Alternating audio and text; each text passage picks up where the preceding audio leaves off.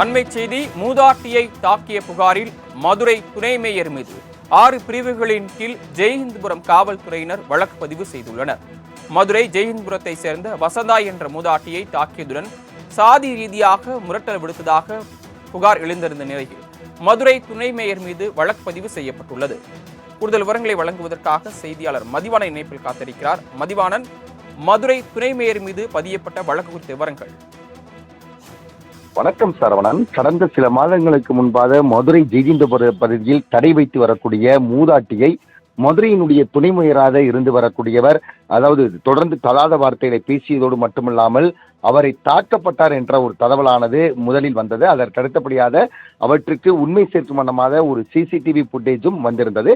அதில் துணை மேயர் நாகராஜன் உள்ளிட்ட 5 பேர் நேரடியாக சென்று கற்களை எடுத்து தாக்க முற்பட்டது போலும் அந்த காட்சியில் இருந்தது. அதே போல எச்சிலை எதிரியை பார்த்து உமிழ்ந்த வண்ணம் அவர் இருந்து கொண்டிருந்தார். இதனை அடுத்துத்தான் அதிர்ந்து போன அந்த மூதாட்டி உடனடியாக செய்தியாளர்கள் மற்றும் உடனடியாக ஜெயஹிந்துபுரம் காவல் நிலையத்துக்கு சென்று புகார் கொடுத்திருந்தார்.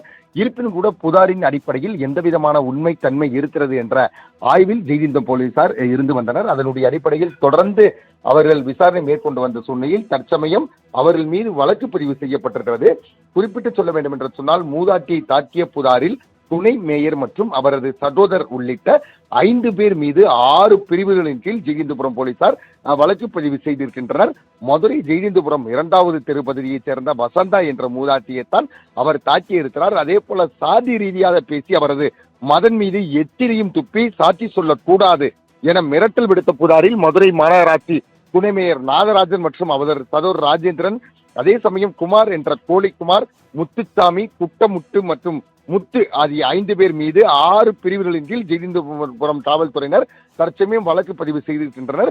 இவர்களை போலீசார் கைது செய்வார்களா அல்லது துணை மேயரை பொறுத்தவரையில் முன்ஜாமீன் ஏதேனும் பெறக்கூடுமா என்ற கேள்விகள் இருக்கிற பட்சத்திலும் கூட ஒரு துணை மேயர் என்பது மிக பொறுப்பு மிக்க பதவி. அந்த பொறுப்பு மிக்க பதவியில் இருக்கக்கூடிய நாகராஜன் இதுபோன்ற தகாத சம்பவத்தில் ஈடுபட்டதோடு மட்டுமல்லாமல் அவர் மீது தற்சமயம் காவல்துறை வழக்கு பதிவு செய்யக்கூடிய நிலைக்கு வந்திருப்பது என்பது பொதுமக்களிடையே ஒரு மிகப்பெரிய மனக்கவலைகளை ஏற்படுத்தி இருக்கிறது.